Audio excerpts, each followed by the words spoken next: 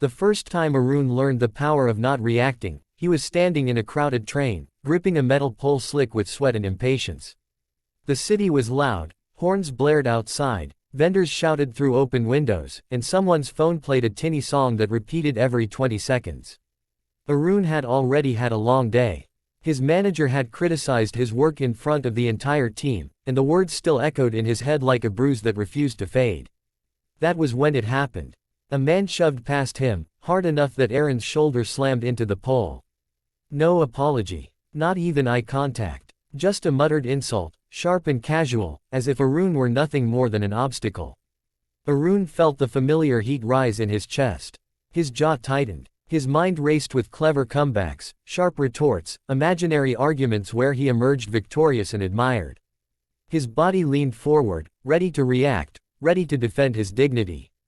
And then, something unexpected occurred. He did nothing. Not because he was afraid. Not because he was weak. But because he was tired. Tired of always carrying anger like a second bag. Tired of giving strangers the power to ruin his mood, his evening, his peace. The man disappeared into the crowd. The train moved on. And slowly, something inside Arun softened. He noticed his breath again. That moment passed unnoticed by everyone else, but for Arun, it marked the beginning of a quiet revolution. Arun had always been a reactor. As a child, he reacted with tears when teased. As a teenager, with rage when challenged. As an adult, with sarcasm, defensiveness, and resentment carefully disguised as logic. He believed reacting was strength, proof that he was alert, intelligent, and unwilling to be disrespected. But reacting came at a cost. Every argument lingered longer than it should have. Every insult replayed itself in his mind at night.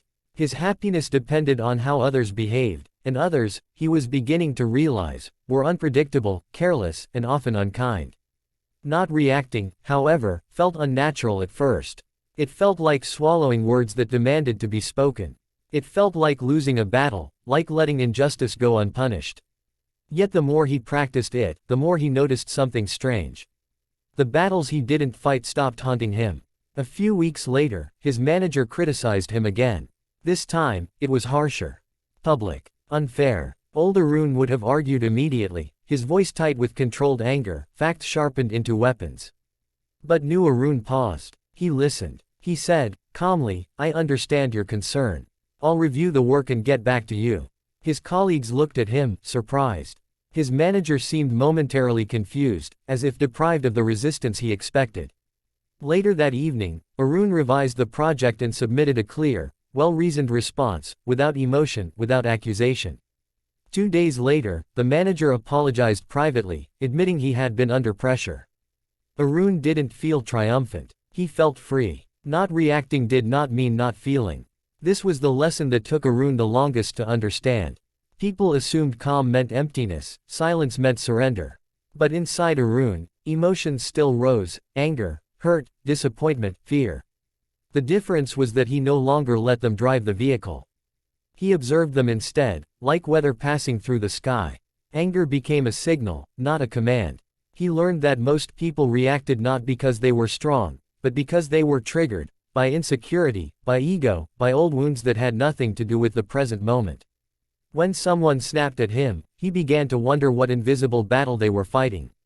This didn't excuse cruelty, but it changed how he carried it.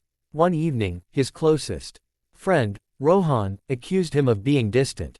You don't care like you used to, Rohan said, frustration edging his voice. You never argue anymore. You never fight back. Arun smiled softly. I care more than ever, he said. I just don't need to prove it by reacting. Rohan frowned. That sounds like avoidance. Maybe, Arun replied. Or maybe it's choosing peace over performance. The friendship changed after that. Some distance formed, not because Arun didn't react, but because not everyone could meet him where he now stood. And that was another quiet truth he learned. Growth sometimes feels like loss. The real test came with his father. Their relationship had always been strained. Conversations turned into debates, debates into arguments, arguments into silence. His father criticized Aaron's choices constantly, his career, his lifestyle, his refusal to follow a traditional path. One night, during dinner, his father said, "You think you're smarter than everyone else. That's your problem. The old fire surged instantly. Arun felt it, the need to defend himself, to list achievements, to prove worth. He paused. He looked at his father, not as an adversary, but as a man shaped by his own fears and regrets. And he said nothing. The silence was heavy, uncomfortable. His mother shifted in her chair.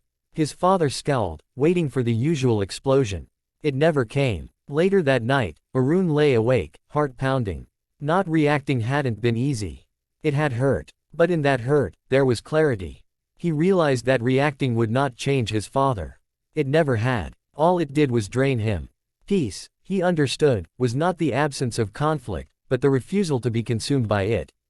Months passed. Aaron's life didn't become magically perfect.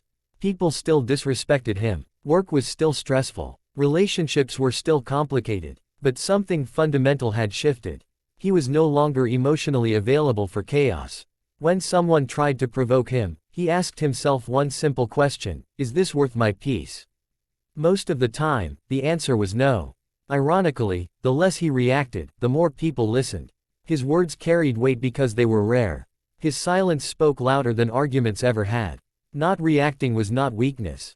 It was discipline. It was choosing response over impulse, wisdom over ego, long-term peace over short-term satisfaction. One afternoon, Arun encountered the same kind of shove on another crowded train. A man bumped into him, muttered something rude, and glared, clearly expecting confrontation.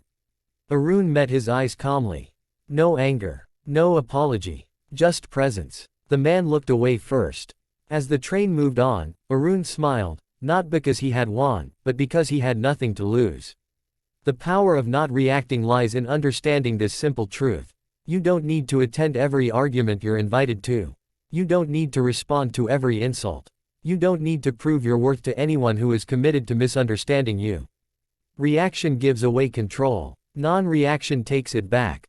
And in that quiet space between stimulus and response, Arun found something he had been searching for all along.